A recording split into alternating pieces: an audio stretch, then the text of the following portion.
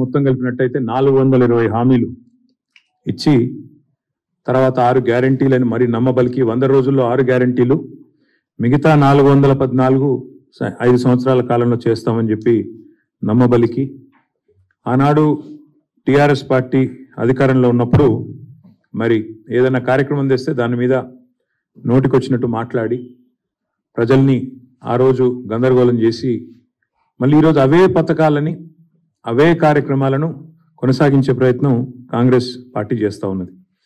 ఇందుకు తాజా ఉదాహరణ ఎల్ఆర్ఎస్ స్కీమ్ పైన కాంగ్రెస్ పార్టీ విధానం. లేఅవుట్ రెగ్యులరైజేషన్ స్కీమ్ ఏదైతే ఉన్నదో దీనికి సంబంధించి వాళ్ళ కాంగ్రెస్ పార్టీ ఏ రకమైన వైఖరి అవలంబిస్తున్నదో ఒక్కసారి మీకు ఎక్స్ప్లెయిన్ చేయాల్సిన బాధ్యత మా మీద ఉన్నది. ప్రజలను కూడా అలర్ట్ చేయాల్సిన బాధ్యత మా మీద ఉన్నది. ఆనాడు ఎల్ఆర్ఎస్ బీఆర్ఎస్ ప్రభుత్వం తీసుకొచ్చినప్పుడు 2020 ఆగస్టు 31 నుంచి అక్టోబర్ 31 వరకు దరఖాస్తులు ఆహ్వానించడం జరిగింది. అందులో భాగంగా 25,44,000 దరఖాస్తులు ఆ రోజు ప్రజలు ఇవ్వడం జరిగింది. ఆ రోజు లేఅవుట్ రెగ్యులరైజేషన్ కోసం మరి కొంత ఫీజు కూడా నామినల్ ఫీజు 1,000 రూపాయల చొప్పున నామినల్ ఫీజు కూడా పెట్టడం జరిగింది.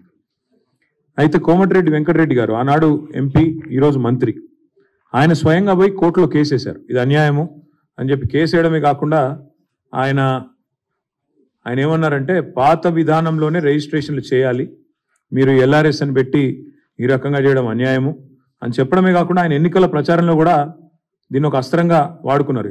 ఎల్ఆర్ఎస్ గుదిబండలాగా మారింది, దీన్ని తక్షణమే రద్దు చేయాలి, ప్రజల్ని ఇబ్బందులు గురి చేస్తున్నారు మీరు అని చెప్పి కోర్టు కూడా పోయినారు ఆనాడు ఈరోజు మంత్రి గారు, ఆనాటి ఎంపీ కోమటిరెడ్డి వెంకటరెడ్డి గారు. అదేవిధంగా ఆ రోజు టిఆర్ఎస్ ప్రభుత్వం మరి అప్పుడు ఇదే పద్ధతుల్లో ఈరోజు కాంగ్రెస్ ఏదైతే చెప్తున్నదో, కాంగ్రెస్ ప్రభుత్వం ఏదైతే చెప్తున్నదో అదే పద్ధతుల్లో కొన్ని మార్గదర్శకాలు వెలువరించి మరి ఎల్ఆర్ఎస్ క్రమబద్ధీకరణ చేయాలనే ప్రయత్నాన్ని ప్రభుత్వం ఆనాడు చేసింది. చేస్తే ఆ రోజు గౌరవనీయులు ప్రస్తుత ఉప ముఖ్యమంత్రి బట్టి విక్రమార్క గారు అన్నమాట, వారు ఏమన్నారంటే వచ్చేది మా ప్రభుత్వమే, ఎల్ఆర్ఎస్ను రద్దు చేసేస్తాము, చాలా దుర్మార్గమైన విధానం ఇది ఎల్ఆర్ఎస్ అనేది, అసలు ఎల్ఆర్ఎస్ ఎవరు కట్టవద్దు అని చెప్పి బట్టి విక్రమార్క గారు ఆనాడు సిఎల్పి నాయకుడిగా శాసనసభలోనే మీడియా పాయింట్లో ఇది హేతుబద్ధంగా లేదు, కాంగ్రెస్ అభ్యంతరాలు వ్యక్తం చేస్తే సవరణలు చేస్తామన్నారు మీరు, కానీ జీవో ప్రకటించినారు, ఇప్పటికే న్యాయ పోరాటం చేస్తున్న వెంకటరెడ్డి గారికి నేను సంఘీభావం చెప్తా ఉన్నాను, హైకోర్టులో బిల్లు కూడా వేస్తున్నా అని అది చెప్పినారు. చెప్పడంతో పాటు అసలు ఎల్ఆర్ఎస్ రద్దు చేస్తాము, ఎవరు కట్టవద్దు అని బట్టి విక్రమార్క గారు కూడా చాలా స్పష్టంగా కామెంట్ చేసినారు. సరే, ఇక కాంగ్రెస్ పార్టీలో తలా ఒక నాయకుడు తలా ఒక మాట మాట్లాడతారు కాబట్టి ఉత్తమ్ కుమార్ రెడ్డి గారు ఆనాడు మాజీ పిసిసి ప్రెసిడెంట్, ప్రస్తుత మంత్రి గారు, ఆయన అన్న మాట ఏమంటే నో ఎల్ఆర్ఎస్ నో టిఆర్ఎస్, అసలు టిఆర్ఎస్ అనే పార్టీ ఉండకూడదు, ఎల్ఆర్ఎస్ అనేది కూడా మనం చేయకూడదు అని మాట్లాడుతూ ఉత్తమ్ కుమార్ రెడ్డి గారు ఏమన్నారంటే ఆ రోజు మీకు వాళ్ళ వీడియో బయటలు కూడా చూపెడతాను మీకు నేను. ఆ రోజు అన్న మాట ఏంటంటే ఉత్తమ్ కుమార్ రెడ్డి గారు చాలా స్పష్టంగా టిఆర్ఎస్ను బహిష్కరించాలి, తెలంగాణకి వెళ్ళి ప్రజలెవరు ఎల్ఆర్ఎస్ కట్టొద్దు, కాంగ్రెస్ అధికారంలోకి వచ్చాక ఉచితంగా భూములను క్రమబద్ధీకరిస్తాం, ఉచితంగానే ఎల్ఆర్ఎస్కు ఏ ఫీజు లేకుండా చేస్తాము అని స్వయంగా ఉత్తమ్ కుమార్ రెడ్డి గారు అన్నమాట. ఒకసారి మీరు దయచేసి వారు ఏం మాట్లాడారో ఒకసారి నేను మీకు చూపెట్టే ప్రయత్నం చేస్తాను. ఇది ఎవరిది? ఇది బట్టి విక్రమార్క గారు. పార్టీకి సంబంధించిన నాయకత్వం కానీ రాష్ట్ర ప్రభుత్వం కానీ రాష్ట్ర ప్రజలపైన ఏదో రకంగా పెద్ద ఎత్తున పడి పన్నుల పేరు మీదనో లేదా ఇంకో దాని పేరు మీదనో వాళ్ళ రక్తాన్ని పీల్చాలనేటువంటి ఆలోచనతో రాష్ట్ర ప్రభుత్వం ఉంది. అన్ని రిజిస్ట్రేషన్లు ఆపి పెద్ద భయాందోళనకు గురి చేస్తా ఉన్నారు ఈ రోజు రాష్ట్రంలో. మీరు ఎల్ఆర్ఎస్ కడితేనే రిజిస్ట్రేషన్ అంటున్నారు, రిజిస్ట్రేషన్ ఆపే హక్కు మీకెవడు ఇచ్చిందండి? మేము రాష్ట్ర ప్రజలందరూ కూడా కాంగ్రెస్ పార్టీ పక్షాన విజ్ఞప్తి చేస్తా ఉన్నాం, భయపడమాకండి. నేను నిన్న మొన్న ఇప్పటిగా మేము తీసుకొచ్చిన అప్పులన్నింటినీ కట్టడానికి ఆ అప్పుల భారం ఈ రోజు ప్రజల మీద వేస్తా ఉన్నారు ఈ రకంగా. ఇది మంచిది కాదని మేము గతంలో కూడా చెప్పాం. ఇంకా 2-3 సంవత్సరాల తర్వాత ఇంకెట్లా ఉంటుందో ఒక్కసారి ఆలోచిస్తేనే భయాందోళనగా ఉంది. ఈ భారాన్ని భరించలేక ఒక అర్థం చేసుకొని ఒక కంక్లూజన్కి వచ్చారు, ఎన్నికలు ఎప్పుడు వస్తాయా, దీన్ని ఎప్పుడు ఓడిద్దామని. మీరెవరు ఆందోళన పడబాకండి అని చెప్పి నేను వారికి విజ్ఞప్తి చేస్తూ, వీలైతే అసలు కట్టబాకండి, మీ అందరికీ వెసులుబాటు కలిగిస్తాం. వాళ్ళకి వీలైతే కట్టబాకండి, మీకు అందరికీ వెసులుబాటు కలిగిస్తాం. ప్రజల రక్తమాంసాలు పీలుస్తున్నారు. ఆనాడు ప్రతిపక్షంలో ఉన్నప్పుడేమో ఎల్ఆర్ఎస్ కు ఫీజు కట్టండి అంటే రక్తమాంసాలు పీల్చేస్తున్నారు అని. మరి వాళ్ళ బట్టి విక్రమార్క గారు సమాధానం చెప్పాలా? మరి మీరు కూడా ఇప్పుడు రక్తమాంసాలు పీలుస్తున్నారా? లేక ఫీజులు కట్టమని ఏదైతే సేమ్ మేము ఏదైతే ఫీజు చెప్పామో అదే పెట్టి మీరు మార్చి 31 లోపల కట్టాలని చెప్పి మెడ మీద కత్తి పెట్టి ఈ రాష్ట్రంలోని మధ్యతరగతి ప్రజల రక్తమాంసాలను తాగుతున్నారా? చెప్పాలి.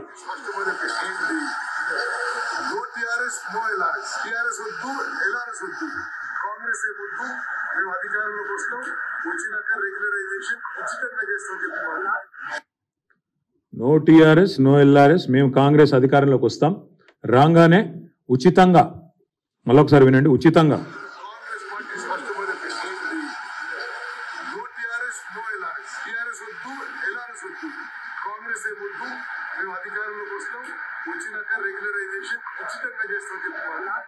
మేము అధికారంలోకి వస్తాం, రాగానే ఉచితంగా చేస్తాం. ఇది ఆనాడు ఉత్తమ్ కుమార్ రెడ్డి గారు, ఇది సీతక్క గారు. కొత్త మళ్ళా అంటే దోచుకోవడానికి, దాచుకోవడానికి, ప్రజల దగ్గర చిల్లి గవ్వలేకుండా చేయడానికి ఇదొక నాటకం. ఈరోజు వీళ్ళు ముగ్గురు మంత్రులు, ఒకరు ఉప ముఖ్యమంత్రి, ఇద్దరు మంత్రులు, ముగ్గురు మంత్రులు, సారీ, సీతక్క గారు, ఉత్తమ్ కుమార్ రెడ్డి గారు, కోమటిరెడ్డి వెంకటరెడ్డి గారు. కోర్టుకు పోయిన కోమటిరెడ్డి వెంకటరెడ్డి గారు మంత్రి, ఎల్ఆర్ఎస్ వద్దు అని, ఎల్ఆర్ఎస్ ఉచితంగా చేస్తామని చెప్పిన ఉత్తమ్ కుమార్ రెడ్డి గారు మంత్రి, ప్రజల దగ్గర చిల్లిగవ్వ లేకుండా దోచుకోవడానికే రుసుము పెట్టినారు అన్న సీతక్క గారు మంత్రి, ఎల్ఆర్ఎస్ అనేది అసలు కట్టవద్దు, ఇది కరెక్ట్ కాదు అని చెప్పిన మన బట్టి విక్రమార్క గారు ఉప ముఖ్యమంత్రి. నేను ఇవాళ ఈ ముగ్గురు మంత్రుల్ని, ఉప ముఖ్యమంత్రి గారిని, కాంగ్రెస్ పార్టీ ప్రభుత్వాన్ని ఇవాళ నేను సూటిగా అడుగుతా ఉన్నా.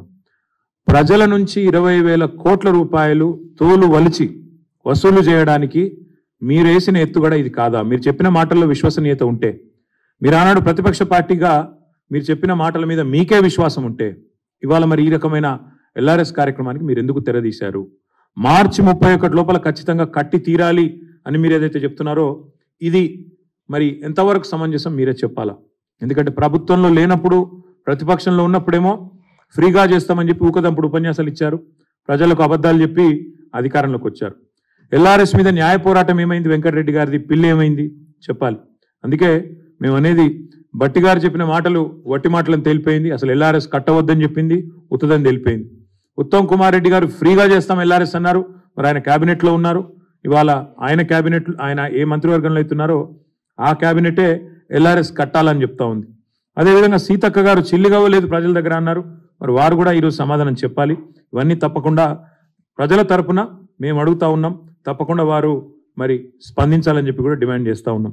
దాంతోపాటు ఆనాడు సరిగా ఇది ఎక్కువ కాలం కూడా కాలేదు, సరిగా సంవత్సరంన్నర కిందట ప్రతిపక్షంలో ఉన్నప్పుడేమో ఎల్ఆర్ఎస్ అనేది ప్రజలకు ఏమాత్రం లబ్ధి చేకూర్చేందుకు కాదు, ప్రభుత్వ ఖజానా నింపడానికి మాత్రమే మాట్లాడినారు.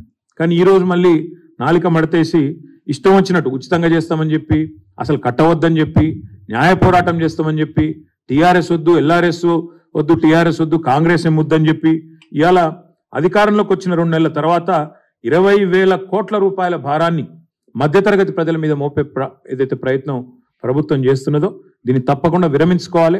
ఫ్రీగా మీరు చెప్పినట్టు ఎల్ఆర్ఎస్ ఫ్రీగా చేయాలని చెప్పి రాష్ట్ర ప్రభుత్వాన్ని మేము డిమాండ్ చేస్తూ ఉన్నాం. ఎల్ఆర్ఎస్ పథకానికి అప్లై చేసిన 25,44,000 మంది ఎవరైతే ఉన్నారో వారందరి తరఫున రాష్ట్ర ప్రభుత్వాన్ని కోరుతున్నాం, ఉచితంగా చేస్తామని మాట ఇచ్చిండ్రు, ఉచితంగా చేయాలి. లేకపోతే ఒక్కొక్క కుటుంబం మీద దగ్గర ₹1,00,000 పైచలకు భారం పడే ప్రమాదం ఉంది. మీరు 20,000 కోట్ల రూపాయల కోసం మరి ఈరోజు వాళ్ళు ఈ రకమైన కార్యక్రమం తీసుకున్నారు.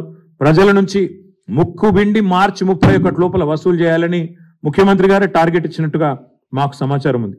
ఒక్కొక్క కుటుంబం మీద ₹1,00,000 పైచిలకు మరి భారం పడబోతా ఉన్న ఈ పరిస్థితిని వెంటనే ప్రభుత్వం స్పందించి తప్పకుండా వారు ముందుకు వచ్చి గతంలో ఇచ్చిన మాట ప్రకారం వారు నిలబెట్టుకోవాలి, ఉచితంగా చేయాలని చెప్పి కూడా మేము కోరుతా ఉన్నాం.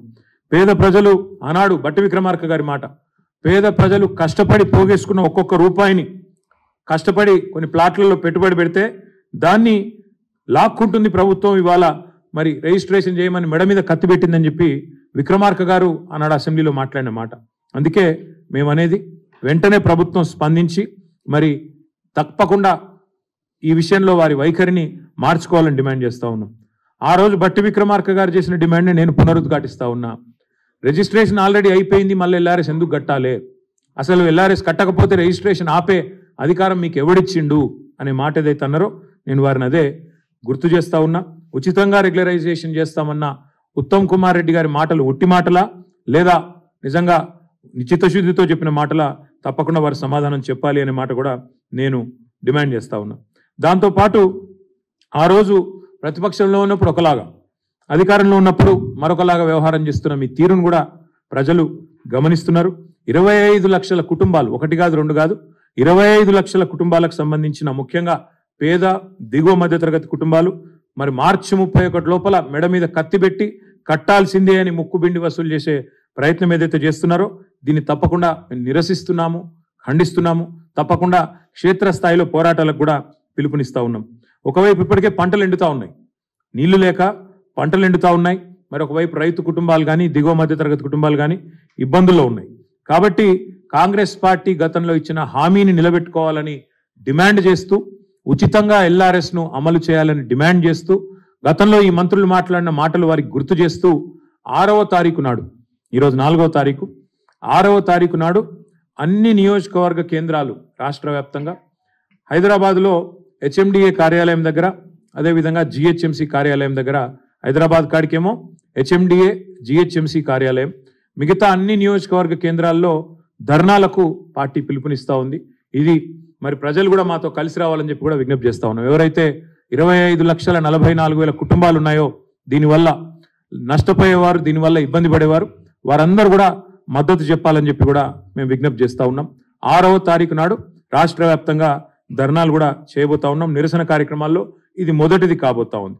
తదనంతరం జిల్లా కేంద్రాల్లో కూడా మరి జిల్లా కలెక్టర్లను కలవడం, అదేవిధంగా రెవెన్యూ ఆర్డీఓ గారు కలెక్టర్లు అక్కడ కలెక్టర్లు లేని చోట ఆర్డీఓలు ఉన్న అక్కడ ఆర్డీఓలను కూడా కలిసి మా పార్టీ తరఫున బాధితుల తరఫున వినతి పత్రాలు కూడా అందజేస్తాం.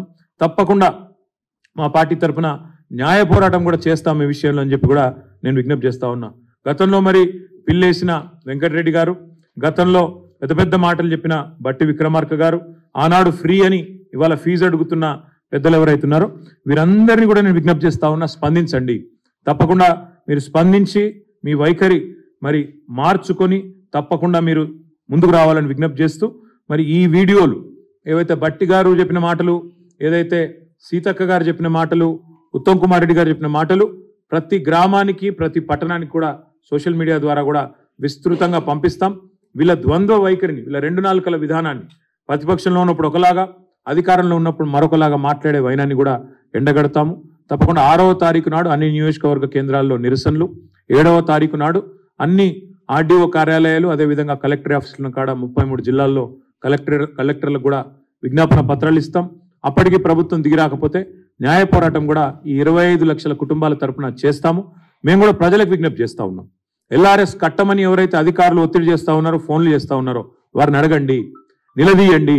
మరి మీరే చెప్పారు కదా కాంగ్రెస్ వస్తే ఫ్రీగా ఎల్ఆర్ఎస్ అని చెప్పారు కదా, ఇవాళ ఎందుకు మాట నిలబెట్టుకోవట్లేదు అనే మాట కావాలంటే ఉత్తమ్ కుమార్ రెడ్డి గారి వీడియోని, బట్టి విక్రమార్క గారి వీడియోని, సీతక్క గారి వీడియోని ఆ అధికారులకు వినిపించి చూపెట్టి తప్పకుండా నిలదీయండి, అడగండి అని చెప్పి కూడా ప్రజలకు విజ్ఞప్తి చేస్తా ఉన్నాం. ఎందుకంటే ప్రశ్నించకపోతే న్యాయం లభించదు.